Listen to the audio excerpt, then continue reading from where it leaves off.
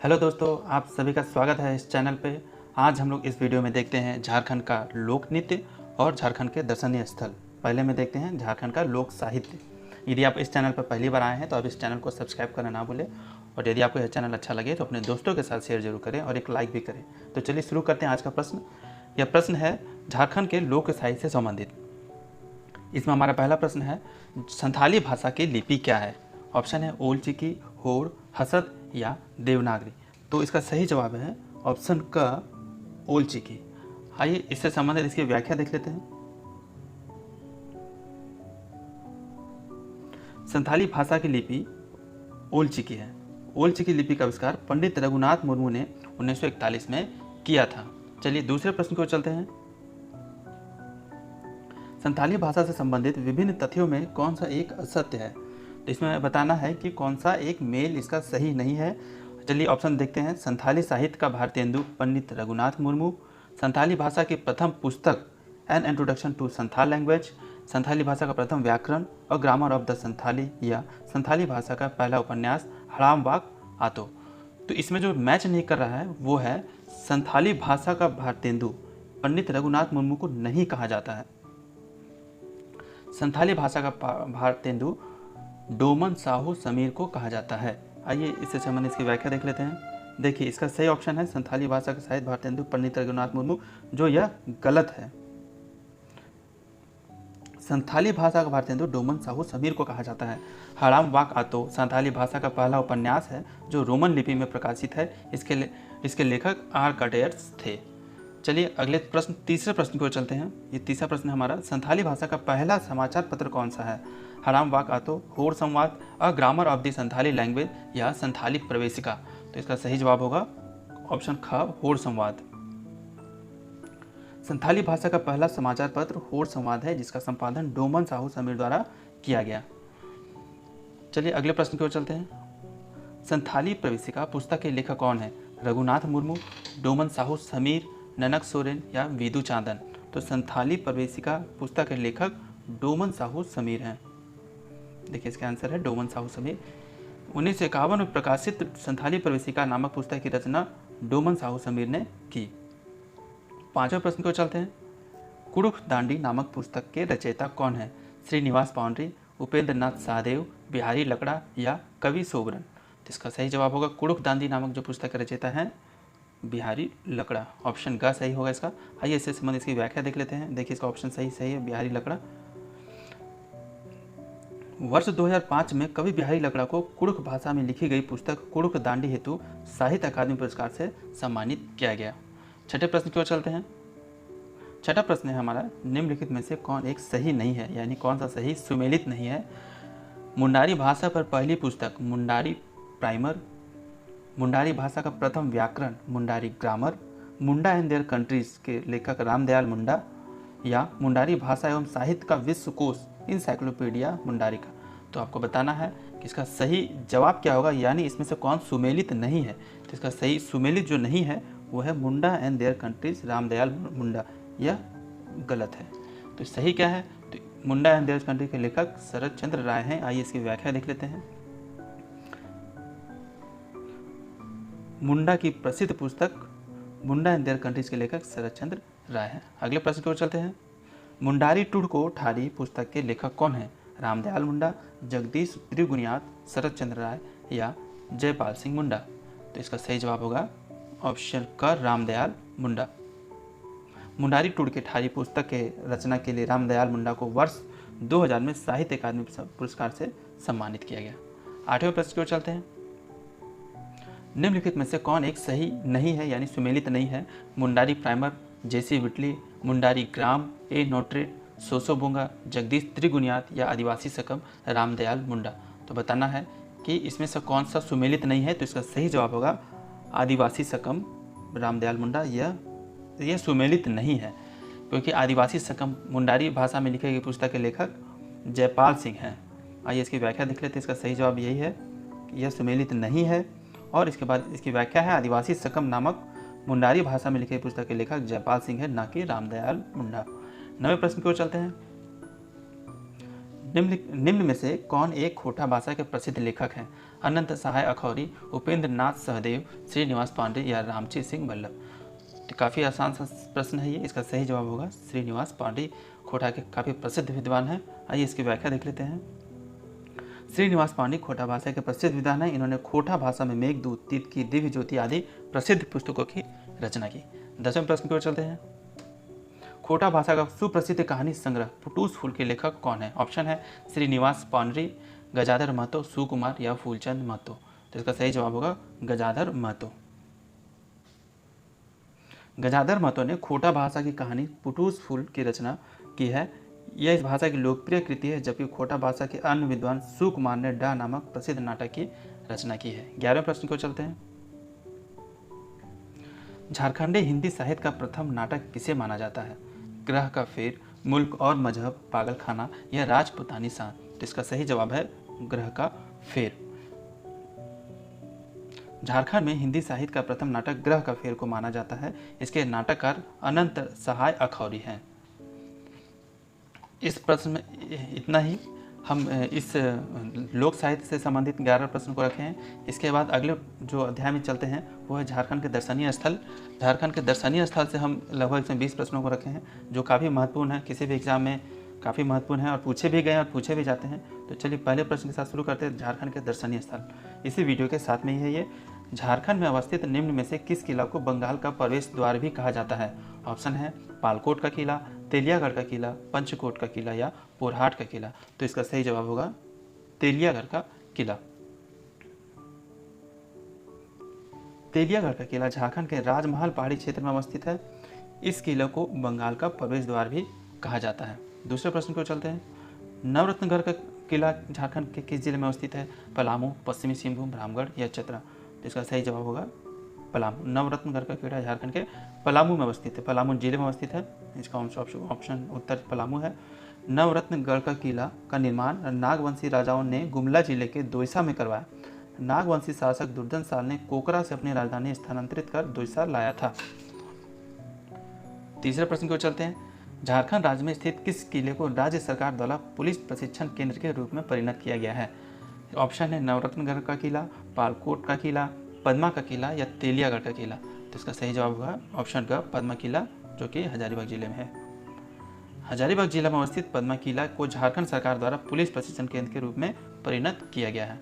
अगले प्रश्न को चलते हैं। छिन्नमस्तिका मंदिर झारखंड के किस जिले में अवस्थित है? ऑप्शन है रांची, हजारीबाग, रामगढ़ या लातेहार? तो इसका सही जवाब होगा रामगढ़। आइए इससे संबंधित इसकी व्याख्या देख लेते हैं। माँ छिन्नमस्तिका मंदिर झारखंड के रामगढ़ जिले में रजप्पा नामक स्थल पर अवस्थित है।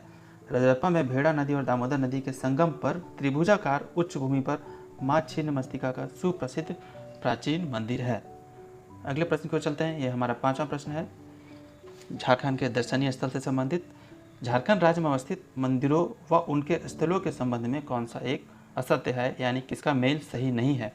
बैजनाथ मंदिर देवघर, झारखंडी धाम हजारीबाग, इटखोरी मंदिर चतरा या बासुकीनाथ धाम दुमका? तो जो मैच नहीं कर रहा है, बैजनाथ मंदिर देवघर में है, ये सही है। इटखोरी मंदिर चतरा में है, ये भी सही है। बासुकीनाथ धाम ये भी दुमका में सही है। झारखंडी धाम हजारीबाग में नहीं है। झारखंडी धाम गिरिडीह जिला में अवस्थित है। तो आइए इससे संबंधित इसकी व्याख्या देख लेते हैं।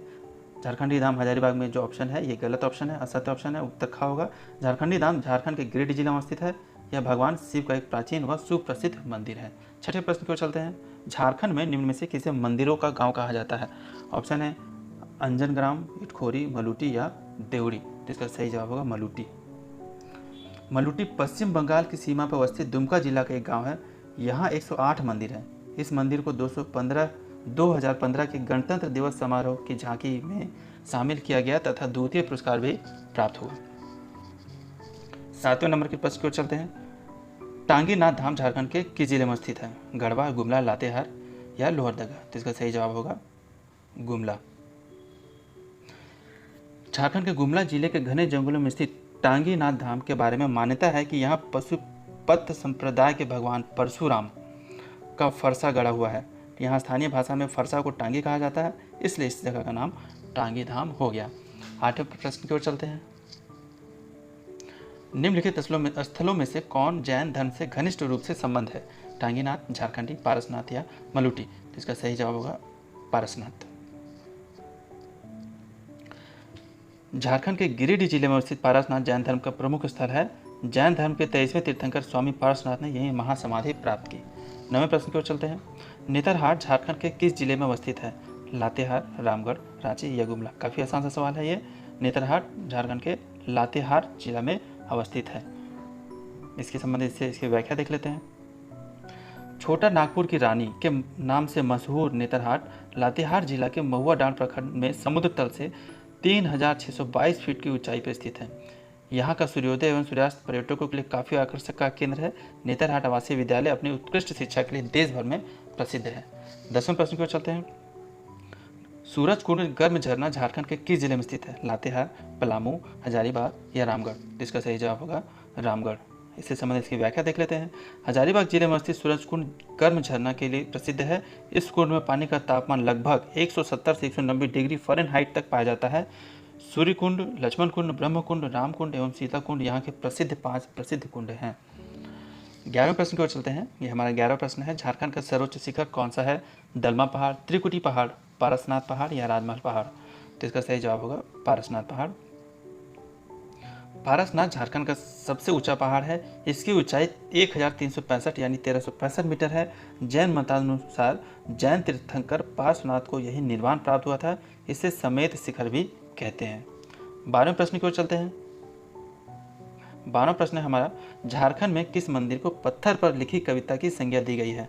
बैद्यनाथ मंदिर देवघर, टांगीनाथ मंदिर गुमला, सूर्य मंदिर रांची या माँ योगिनी मंदिर गोड्डा। इसका सही जवाब होगा सूर्य मंदिर रांची। देखिए इसका सही जवाब है सूर्य मंदिर रांची। झारखंड के रांची जिले में बुंडू स्थित सूर्य मंदिर को पत्थर पर लिखी कविता की संज्ञा दी जाती है। 13वें प्रश्न की ओर चलते हैं। बासुकीनाथ मंदिर के संबंध में निम्न कथनों में से कौन सा कथन असत्य है, यानी कौन सा कथन गलत है? बासुकीनाथ मंदिर दुमका जिले में स्थित है। बासुकीनाथ की कथा समुद्र मंथन से जुड़ी हुई है, ये भी सही है। बासुकीनाथ मंदिर का संबंध जैन धर्म से है, यह सही नहीं है। इस मंदिर का निर्माण वासुकी तांती ने करवाया था। तो इसमें से जो गलत है, जो असत्य है, वह यह है बासुकीनाथ मंदिर का संबंध जैन धर्म से नहीं है, यह बल्कि हिंदू धर्म से है। इसका सही जवाब होगा ऑप्शन ग, यह ऑप्शन जो कि गलत है। बासुकीनाथ मंदिर इसका कोई संबंध नहीं है। बासुकीनाथ मंदिर का संबंध हिंदू धर्म से है, ना कि जैन धर्म से। 14वें नंबर के प्रश्न को चलते हैं। रजरप्पा में किस हिंदू देवी देवता का मंदिर अवस्थित है? काली, शिव, विष्णु या छिन्नमस्तिका। तो इसका सही जवाब होगा ऑप्शन घ, छिन्नमस्तिका। आइए इससे संबंधित इसकी व्याख्या देख लेते हैं। इसका सही उत्तर है छिन्नमस्तिका। झारखंड के रामगढ़ जिला में भेड़ा व दामोदर नदी के संगम पर स्थित रजरप्पा मंदिर में माता छिन्नमस्तिका की मूर्ति स्थापित है। यह एक महत्वपूर्ण शक्तिपीठ है। 15 नंबर की ओर प्रश्न को चलते हैं। नौलखा मंदिर किस जिले में स्थित है? दुमका, देवघर, धनबाद या बोकारो। बताना है आपको इसमें सही जवाब क्या होगा। इसका सही जवाब है देवघर। आइए इसकी व्याख्या देख लेते हैं। नौलखा मंदिर झारखंड के देवघर जिले में स्थित है। यह मंदिर अपनी वास्तुशिल्प कलाकृतियों के लिए विशेष रूप से सुप्रसिद्ध है। इसे युगल मंदिर भी कहा जाता है। इस मंदिर की बनावट वेलूर के रामकृष्ण मंदिर जैसी है। इस मंदिर के निर्माण में 9 लाख रुपए का खर्च किया गया था और जो साल था वो 1936 से लेकर 1948 के बीच में इसका निर्माण हुआ, जिस कारण इसे नौलखा मंदिर भी कहा जाता है या जाना जाता है। इस मंदिर की ऊंचाई 146 फीट ऊंची है। चलिए अगले प्रश्न की ओर चलते हैं। 16वें नंबर के प्रश्न की ओर। झारखंड के किस स्थल को पहाड़ियों की मलिका कहा जाता है? पारसनाथ, नेतरहाट, राजमहल या सारण। इसका सही जवाब होगा नेतरहाट। इसकी व्याख्या देख लेते हैं। इसका सही उत्तर है नेतरहाट। झारखंड के लातेहार जिला में स्थित नेतरहाट को इसकी भौगोलिक बनावट व प्राकृतिक सुंदरता के कारण पहाड़ों की मल्लिका के उपनाम से भी जाना जाता है। 17वें नंबर के प्रश्न को चलते हैं। किस शहर को झारखंड का शिमला कहा जाता है? काफ़ी आसान सा सवाल है और इसका उत्तर भी काफ़ी आसान है। ऑप्शन देख लेते हैं। नेतरहाट, जमशेदपुर, रांची या पतरातू। कई बार एग्जाम में पूछा गया ये, तो इसका सही जवाब होगा रांची। झारखंड के रांची शहर को इसकी भौगोलिक अवस्थिति व जलवायु दशाओं की समानता के कारण इसे झारखंड का शिमला भी कहा जाता है। 18वें नंबर के प्रश्न की ओर चलते हैं। जुबली पार्क राज्य के किस जिले में स्थित है? बोकारो, रांची, जमशेदपुर या धनबाद। तो इसका सही जवाब होगा जमशेदपुर। जुबली पार्क झारखंड के पूर्वी सिंहभूम जिले के मुख्यालय जमशेदपुर में स्थित है। इस पार्क का निर्माण टाटा ईस्ट कंपनी द्वारा कराया गया। अगले प्रश्न 19वें नंबर के प्रश्न की ओर चलते हैं। प्रमुख दर्शनीय एवं पर्यटन स्थल चांडिल डैम किस जिले में स्थित है? ऑप्शन है सरायकेला खरसावां, पूर्वी सिंहभूम, पश्चिमी सिंहभूम या रामगढ़। सही जवाब होगा इसका सरायकेला खरसावां। आइए इसकी व्याख्या देख लेते हैं। इसका सही जवाब है सरायकेला खरसावां। स्वर्ण रेखा नदी पर निर्मित चांडिल डैम झारखंड के सरायकेला खरसावां जिला में स्थित है। पहाड़ों के बीच स्थित यह बांध अपनी मनोरम प्राकृतिक सुंदरता के कारण पर्यटकों के लिए काफ़ी आकर्षण का केंद्र रहा है। 20वें प्रश्न को चलते हैं। पतरातू बांध राज्य के किस जिले में अवस्थित है? ऑप्शन है रांची, रामगढ़, लातेहार या हजारीबाग। तो सही जवाब होगा इसका रामगढ़। पतरातू बांध झारखंड के रामगढ़ जिले में स्थित है। प्रकृति की गोद में बसे इस बांध व इसके चारों ओर की प्राकृतिक सुंदरता मनोहारी प्रतीत होती है। इस वीडियो में बस इतना ही दोस्तों, हम फिर मिलते हैं अगले वीडियो में। आप देख सकते हैं इस वीडियो में झारखंड के दर्शनीय स्थल को मैंने काफ़ी अच्छे से एक्सप्लेन करके बताया और ऑब्जेक्टिव और सब्जेक्टिव के साथ ही अगले वीडियो में झारखंड के लोक नृत्य, संगीत और वाद्य यंत्र के बारे में चर्चा करेंगे। तब तक के लिए धन्यवाद। आप देखते रहिए अगले वीडियो को इसी चैनल पे।